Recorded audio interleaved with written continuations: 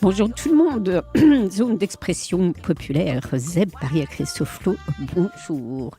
Elle a la voix qui déraille, c'est pas bien grave parce que j'ai à côté de moi un toubib, donc après l'émission, il va soigner ça tout de suite. Il m'a tout de suite dit, t'as peut-être quelque chose en travers la gorge là, quelque chose qui passe pas, c'est fort possible. Bonjour Guy. Ça va ? Ça va, merci. Guy, il est toujours là, même s'il ne va pas intervenir dans cette émission. Gary, 30 minutes avec le docteur Pioumi, c'est jamais assez. On essaiera de faire mieux la saison prochaine. Guy, qui vient nous apporter constamment des informations du quartier, donc on verra ça la semaine prochaine. Si tu veux bien, en tout cas, tu restes en émission, parce que côté homéopathique et émotion, on va essayer de parler d'émotion quand même aujourd'hui, parce que je parlais de quelque chose de travers la gorge, ça fait partie des émotions. Mais avant tout, parler de l'homéopathie, des choses qui bougent en France quand même. Si c'était qu'en France, ce serait... Non, ça bouge un peu partout. Bonjour déjà, parce que je vous ai pas salué. Jean-Marc Pioumi. Ça bouge partout et oui, je voudrais quand même un petit peu parler de ce qui se passe actuellement au niveau de l'homéopathie. Vous êtes contagieux. Tiens, toi aussi, quelque chose à travers la gorge. Ah oui, j'ai un gros truc en travers de la gorge, justement. C'est ça. C'est quand je vois ce que l'Europe veut faire à l'homéopathie. La France, l'Espagne, tous ces braves gens qui nous veulent beaucoup de mal, puisque justement on va parler un peu d'émotion, mais l'émotion, elle est d'abord et avant tout traitée au niveau des centres les plus subtils de l'être humain, c'est-à-dire dans ce qu'il a de plus fondamental. Et si on ne traite pas cette émotion avec des choses qui ne lui permettent pas d'être exprimé, eh ben à ce moment-là, on va tout bloquer. Et la médecine chimique bloque absolument tout. Je ne dis pas qu'il ne faut pas de médecine chimique. Encore une fois, je redis et je répète, il y a de la place pour tout et pour tout le monde. Il y a des médecines indispensables, il y a des traitements chimiques indispensables. On ne va pas en réanimation dire à quelqu'un, on va vous donner 3 granules et ça va suffire pour remettre un petit peu tout ce qui ne va pas. Donc, je reste encore une fois à la place qui est la mienne, c'est-à-dire je revendique une place pour tout le monde. Mais je pense aussi qu'on peut se passer largement dans 80%, 85% des cas de médicaments agressifs. Alors moi, ce qui me fait hurler aujourd'hui, c'est qu'on veut... Là, j'ai un papier du Figaro qui date de septembre 2018. L'Espagne veut que l'Europe retire à l'homéopathie le statut de médicament. Et donc, ils sont partis en guerre contre nous. Les fameuses fake medicines qui ont publié dans cette même tribune il y a maintenant, en mars l'année dernière, un moratoire contre l'homéopathie, l'acupuncture et la mésothérapie, donc je suis 3 fois concerné, ont décidé de mener une guerre incessante pour qu'encore une fois l'homéopathie soit déremboursée. Ce qui est un faux combat d'ailleurs, puisque si on dérembourse l'homéopathie, les économies qu'on va faire à la sécurité sociale seront infimes par rapport au fait de, par exemple, baisser de 10% le prix des médicaments chimiques, et on verra un petit peu la différence fondamentale entre l'un et l'autre. La seule chose, c'est ces gens-là se réfugient derrière le fait que nous enfreignons des lois simples qui sont des lois déontologiques, dans la mesure où on recule, on retarde le diagnostic de maladies graves, on empêche les patients d'accéder à des thérapies qui pourraient les guérir, mais c'est un faux problème. L'Espagne a fait leur porte-drapeau de 2 cas tragiques.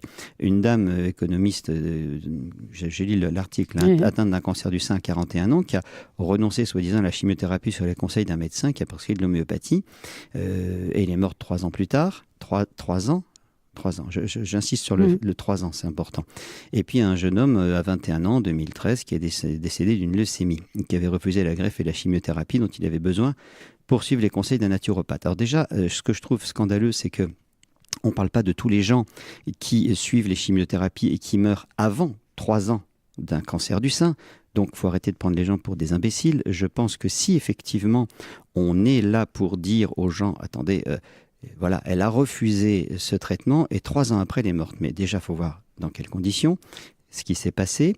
Et je pense que si on se réfère à toutes les complications dramatiques, et j'en ai des dizaines et des dizaines de cas à citer, de gens qui décèdent des suites de chimiothérapie dans des conditions épouvantables et de façon très rapide, il faut arrêter de se moquer des gens.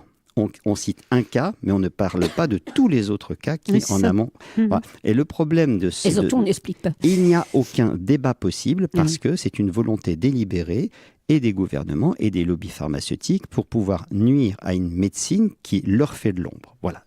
Alors, on a des moyens de défense qui sont relativement limités, mais ce que je trouve scandaleux, c'est qu'en plus, on nous accuse de charlatanisme, alors que nous sommes avant tout des médecins qui avons prêté le serment d'Hippocrate, qui examinons nos patients, qui faisons des examens complémentaires et qui ne rechignons jamais à recourir à des médecines plus incisive quand le besoin s'en fait sentir. Donc je suis scandalisé et je trouve déplorable qu'on ne donne pas la possibilité aux médecins qui font de l'homéopathie digne de se défendre, je dirais, de façon égale. Il n'y a aucune équité, puisqu'encore une fois, les dés sont pipés dès le départ. Voilà, c'est ce que je voulais dire en préambule. C'est pour ça peut-être que j'ai peut-être un truc en travers de la gorge. Mais voilà, je pense que le combat n'est pas perdu, mais il est mal engagé, parce qu'encore une fois, face à cette puissance des lobbies, qu'est-ce que vous voulez ?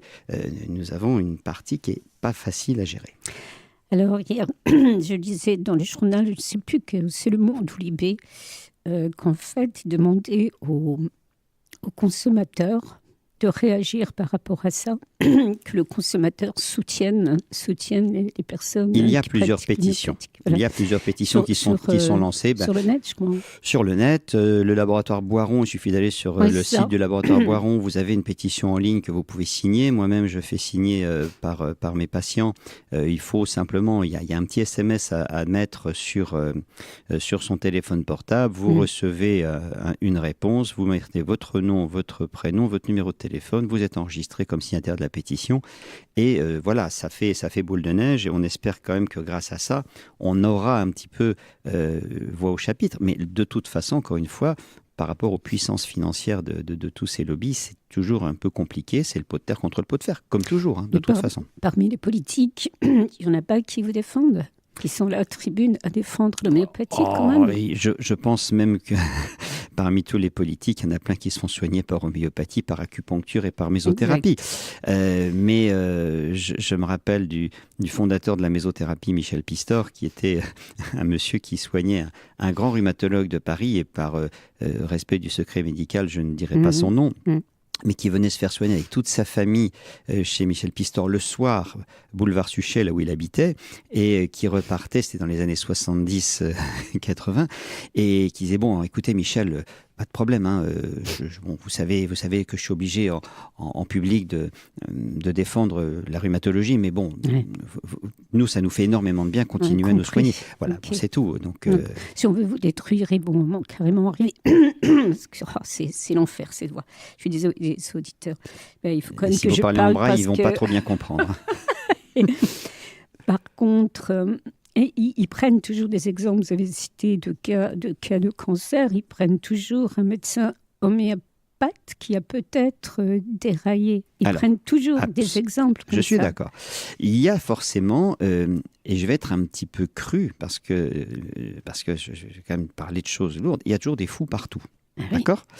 Et c'est pas parce qu'on est médecin qu'on n'a pas le droit de déraper. Mais est-ce que seuls les homéopathes dérapent ? Non. Première chose. Certainement pas. Quand on voit certains cas de médecins qui ont perdu la tête au niveau d'un certain nombre de comportements par rapport à des patients ou qui ont administré des traitements totalement inappropriés qui ont entraîné la mort du patient.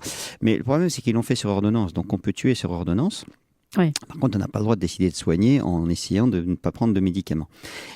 Donc ça, c'est le gros problème. Si vous voulez, il y a une législation, il y a un cadre. Sitôt vous sortez du cadre, vous êtes condamnable. Donc ça, c'est le gros problème. Et je déplore cela. Mais on s'empare, encore une fois, toujours d'un cas qu'on va monter au pinacle. Et puis, on va surtout, bien évidemment, ne pas citer tous les autres cas de l'autre côté. C'est comme, encore une fois, pour la mésothérapie, puisque malheureusement, je suis bien placé pour en parler. En 2012, il y a une personne qui a utilisé l'eau du robinet pour laver son pistolet injecteur et qui a déclenché 15 cas d'infection à mycobactérisme. Le problème des infections à mycobactéries, c'est que ça crée des cicatrices indélébiles sur la peau et que, pas de bol, c'était dans le cadre de traitements esthétiques, à visée esthétique pour traiter la cellulite. Donc, 15 cas qui ont été opposés, mis au devant de la scène pour taper à boulet rouge sur la mésothérapie, de façon à pouvoir, d'une part, vilipender cette technique, et puis la faire remettre, si vous voulez, un petit peu au pilori par rapport à la haute autorité de santé. Le gros problème, c'est que ces 15 cas ne sont pas opposables aux millions que dis-je, aux milliards de séances de mésothérapie qui sont faites depuis l'invention de la mésothérapie en 1952 et qui n'ont jamais eu le moindre effet secondaire. Donc, vous voyez comme 15 cas, malheureusement, peuvent plomber, mais parce que les médias savent s'en servir élégamment. Et puis, les gens qui savent alerter les médias. Bien sûr, tout n'est pas gratuit. Ça dépend quels médias. Oui, non, donc, je suis d'accord. Mais bien sûr. Il y a des fous chez les médecins, il peut y avoir des fous chez les médias. Voilà, je ne l'ai pas dit. Mais fou, c'est encore rien, fou. C'est pire que ça. Oui, mais bon... C'est écœurant, c'est pas de la folie, la folie. Mon rôle n'est pas de dézinguer. Mon rôle, c'est simplement de dire, voilà, je trouve lamentable qu'il n'y ait pas de débat contradictoire. Et ça, c'est épouvantable. Donc, l'homéopathie en Espagne, je crois qu'en Angleterre aussi est interdite. En Espagne, de toute façon, maintenant, l'homéopathie est estimée une dérive sectaire. C'est-à-dire que c'est gravissime, puisque si vous prescrivez de l'homéopathie... Ah bah oui. C'est terrible. Alors bon, vous avez les fameux 124 signataires de la tribune. Voilà, c'est le Figaro du 19 mars 2018. Donc ceux-là en France, après l'Espagne en septembre 2018, et puis ça continue. L'Angleterre aussi, je crois. Oui, l'Angleterre. Non, mais de toute façon, l'homéopathie est acculée dans un coin, mais le problème, c'est qu'on ne va pas se rendre sans combattre, et surtout que si on empêche les gens d'accéder à une médecine saine, on va être encore une fois dans le tout chimique, quand on voit déjà le bazar que c'est au niveau de la terre, de l'alimentation, des ondes électromagnétiques, tout ça est nié complètement. Je ne sais pas où on va, mais on y va. On y va. Dans le mur. On va essayer de freiner. On essaye. Comme les cas de fer, effectivement. Donc, au pire, tout le monde aucun décret. Enfin, si des décrets négatifs passent pour l'homéopathie, qu'est-ce qui va arriver? On va ne plus rembourser les tubes. Après tout, ça ne coûte pas une fortune, mais ce n'est pas une raison. Par contre, on ne va quand même pas vous interdire de traiter les gens par homéopathie. Je ne sais pas, encore une fois, si... récemment, l'Académie de médecine et l'Académie de pharmacie se sont unies et ont signé un décret demandant et exigeant la suppression du mot médecine pour l'homéopathie, de ne plus prendre le mot médicament pour les granules. Donc, je trouve ça gravissime parce qu'encore une fois, si on sort l'homéopathie du cadre médical, eh bien, c'est à se demander si nous ne serons pas taxés de charlatanisme si nous prescrivons l'homéopathie. Voilà. Donc, moi, de toute façon, pour l'instant, je continuerai contre vents et marées parce que je trouve que c'est la seule médecine pour moi qui me soit satisfaisante. Et voilà, après l'histoire des preuves, on nous demande de faire preuve de l'efficacité de l'homéopathie, mais des preuves, il y en a des dizaines et des dizaines. On a plein d'études qui montrent que de toute façon, il y a une réalité scientifique. Ces études-là sont niées parce que, là encore, on se réfère à une étude australienne, une seule, qui a démontré que ça ne marchait pas. Donc, finalement, on trouve, c'est du pain béni, on trouve un truc, on saute dessus comme un chien sur un os, et puis on va monter cette étude-là, encore une fois, en épingle, sans s'occuper de celles qui ont donné la preuve de l'efficacité. Donc, il laisse part aux consommateurs. C'est ce qui est en train de se passer, donc les témoignages de personnes. Je ne vois pas comment défendre l'homéopathie si... mais on le fait, et puis mais je pense que, encore une fois, c'est une volonté à la fois gouvernementale et pharmaceutique. Donc, je vous dis, c'est... Non, mais on a bien compris, cette force... Donc, il faut se battre, mais... Les forces en face sont quand même un peu puissantes. Ceci étant, ceux qui se font soigner depuis des années par l'homéopathie, des années ou depuis quelques mois, peu importe, et qui savent le bien que ça leur procure, se soigneront toujours par homéopathie. Oui, sauf qu'il reste à savoir maintenant quelles seront les possibilités. Si on a interdit le remboursement de l'homéopathie demain, Boiron va licencier je ne sais combien de personnes. Ça va être déjà catastrophique. Alors, déjà, dans un pays qui se veut économiser l'emploi, je pense qu'il faut peut-être déjà réfléchir un peu plus loin que le bout de son nez. Parce que je pense qu'il va y avoir quelques milliers de personnes qui seront sur le carreau. Et puis, si on arrête de donner aux remèdes homéopathiques le statut de médicament, qu'est-ce que va devenir la fabrication des granules? Comment? Par qui? Quelle sera la qualité des produits? On peut toujours se fournir en Suisse, en Belgique, en Allemagne, mais nom d'un chien, là encore, ça va devenir extrêmement compliqué. Donc, je crois que... Ce ne sera plus le même tarif non plus. Et ça ne sera plus le même tarif, puisque un tube granule de mémoire, ça doit coûter à peu près 2 €. C'est pas remboursé énorme, hein, ça va être remboursé 50 centimes. Non, mais c'est... Mais si vous laissez le prix des granules s'envoler, on va passer à 4, 8, 9, 10 €. Non, chez certaines pharmacies, ça sera certainement 5 fois le prix d'un tube. Donc, pour certaines personnes, ça devient un handicap. Ça deviendra compliqué. Voilà où on en est. On en est là, donc on attend. Normalement, le rendu de la décision de la HAS doit arriver, je pense, vers le mois de juillet. Alors, on ne sait pas, ça devait être en février, c'est remis en juillet. On a demandé à des spécialistes, notamment aussi des médecins homéopathes, de s'intégrer à la commission d'évaluation. Mais bon, quand je vois les conditions dans lesquelles on nous permet de nous exprimer, c'est quand même toujours un peu déplorable.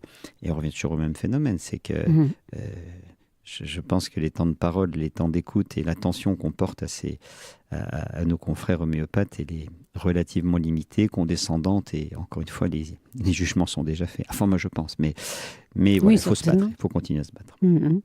Donc, les consommateurs, enfin, je ne sais pas, on ne peut pas appeler ça les consommateurs. Les patients. Les patients, excusez-moi, oui, le terme est...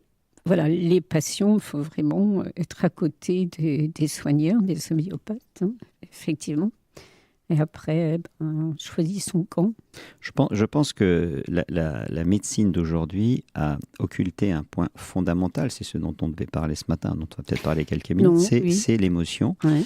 C'est tout ce qui, en amont, va préfigurer, va amener des perturbations qui vont un jour ou l'autre se transcrire dans le corps. Et si on empêche cette capacité que nous avons à appréhender chez les patients des traumatismes dont on connaît... On connaît aujourd'hui l'impact de ces émotions. Il y a des gens extraordinaires qui font des bouquins. J'écoutais vendredi chez... Mais bon, j'ai toujours la Bible. Regardez bien, mais j'ai écouté une interview de Boris Cyrulnik la semaine dernière, qui est un monsieur absolument extraordinaire, psychiatre, qui fait des bouquins, qui a inventé le terme de résilience. Tout ce que nous imprimons dans notre inconscient est un jour ou l'autre restitué, systématiquement. Or, on travaille sur ces gens-là avec l'hypnose, avec le MDR, avec la microkinésithérapie, avec la sophrologie. Bonté divine, laissons à l'homéopathie la part qui lui revient, c'est-à-dire de travailler aussi de façon conjointe sur ses émotions. Et quand on reste, encore une fois, un médecin et un soignant, je dirais, sensé, le fait d'être soignant en amont ne va pas nous interdire et nous empêcher d'être vigilants si d'aventure quelque chose décompense. Donc je trouve que c'est un faux procès. Et je suis, encore une fois, heureux de penser que depuis 35 ans que je suis installé, j'ai dû prescrire en 35 ans peut-être 15 fois des antibiotiques. Voilà. Est-ce que d'autres médecins qui sont dans la médecine conventionnelle ne soutiennent pas les personnes homéopathes ? Si, on en a, et puis on a un certain nombre de médecins qui la pratiquent, mais il y a toujours cette espèce de défiance, et puis vous savez, parfois c'est le chien qui aboie le plus fort qui est entendu. Hein, donc, oui, bien sûr.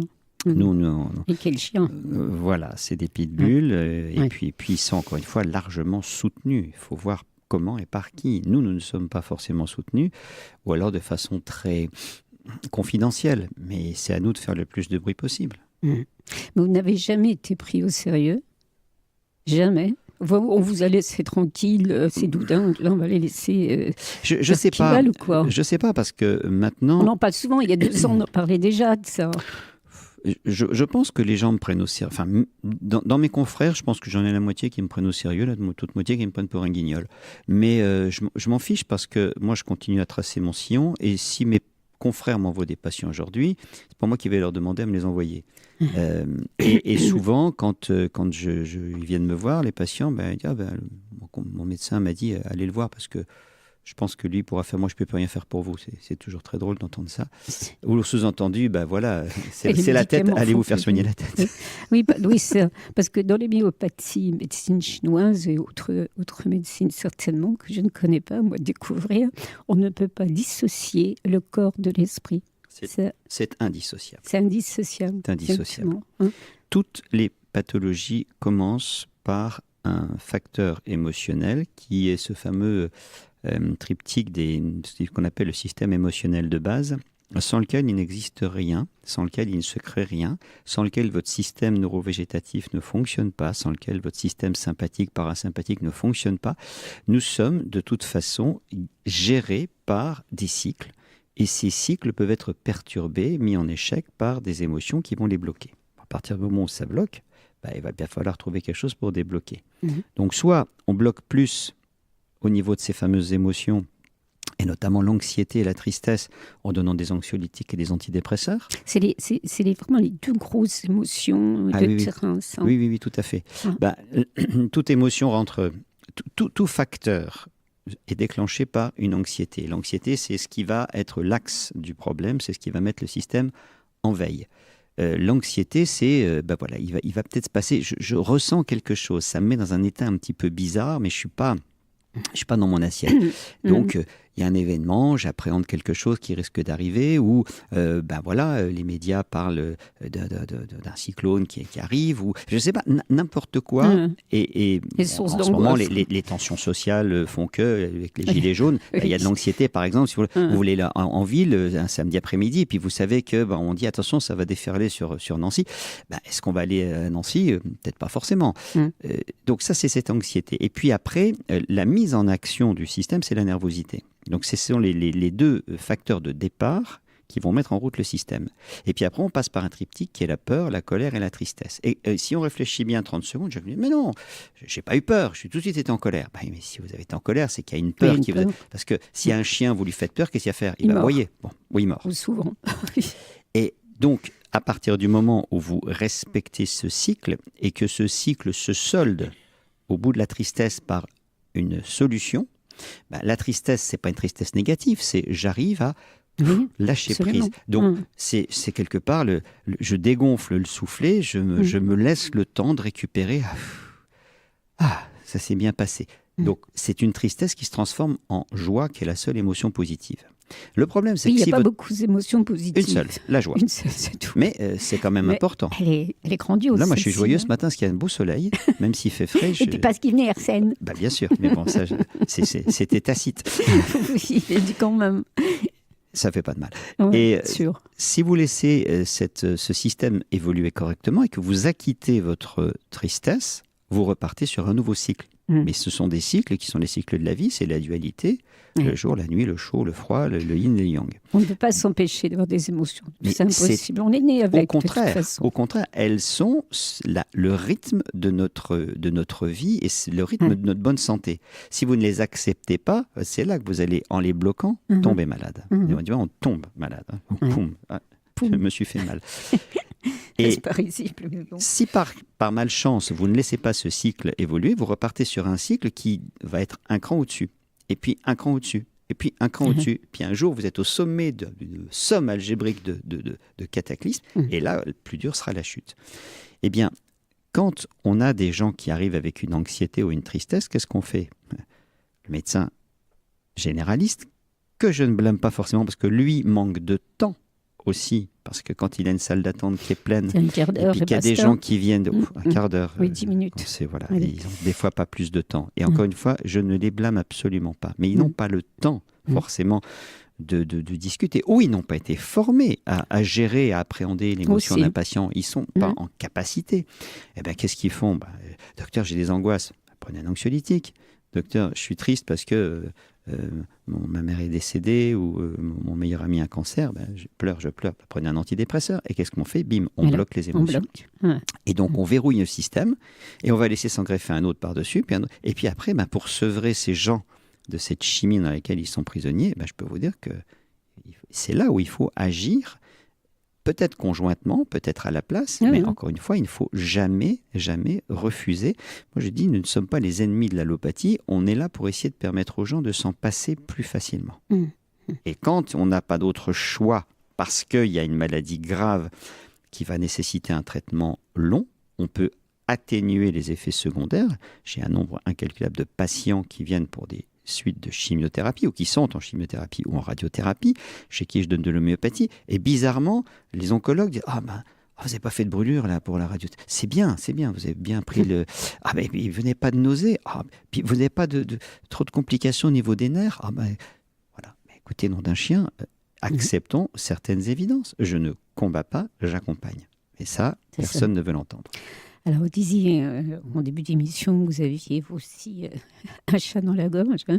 Ça y est, il est passé. Pour moi, il est passé. Enfin, il n'est pas encore passé. Donc, je me soigne, quoi. Parce que je m'écoute, je comprends pourquoi j'ai un problème en ce moment. J'ai eu un rhume, j'ai eu ça. Je dois accepter ça comme se soigner. Chaque fois que nous sommes confrontés à un symptôme, il ne faut pas s'en désespérer. Il faut se dire, si le symptôme arrive, il va peut-être me donner un axe de réflexion pour que j'essaie de comprendre pourquoi. Comme rien n'est gratuit, quand on accumule un certain nombre de stress et de fatigue, et je suis bien placé pour en parler, on a une addition. Cette addition est plus ou moins sévère, avec des intérêts plus ou moins longs en fonction du retard qu'on a mis à payer cette addition. Eh bien, il faut simplement accepter de s'entendre, de s'écouter. Il ne faut pas non plus devenir ingénieur et un plaintif. Il faut se dire, voilà, si j'ai ça, pourquoi ? Qu'est-ce qui s'est passé ? Même quand on a eu un cancer, il faut réfléchir à l'origine de son cancer. Ça ne veut pas dire on va vous aider à réfléchir, mais on ne vous soigne pas. On vous soigne, mais en même temps, est-ce que ça vous intéresse de bosser sur vous pour ? Et c'est tout, encore une fois, le principe du travail émotionnel que l'on essaye de proposer. Alors, il y a ce livre que j'ai lu, et je reprends des passages parce que c'est difficile de tout assimiler en le lisant. C'est le docteur Daniel Ballesteros, se soigner, c'est s'écouter. C'est même vous qui me l'avez donné. Sympa. Absolument. Repérer et décoder les signaux font la maladie. Donc vraiment, vous comprenez après pourquoi vous avez peut-être un chat dans la gorge, vous aussi, ou autre. Docteur Piumi, merci beaucoup. Et puis on se retrouve, je pense, à partir de septembre, avec un temps peut-être un peu plus long pour développer. Ça serait bien. Oui, puisque vous nous suivez. Vous suivez RCN et les émissions que vous pouvez depuis au moins 4-5 ans avec nous. Il est temps que je prenne quelques petits remèdes homéopathiques. Oui, je vais vous faire une ordonnance hors antenne. Merci beaucoup. C'était ZEP que vous pouvez réécouter à partir de 15h aujourd'hui, à partir de 7h demain. C'était Luca Chinambo à la régie. La semaine prochaine, on parlera du quartier du Lièvre, du plateau de Haye, donc du quartier des Zones aussi. Et puis Guy sera près de moi pour annoncer quelques manifestations sur ce superbe quartier. Je vous remercie de nous écouter. À lundi.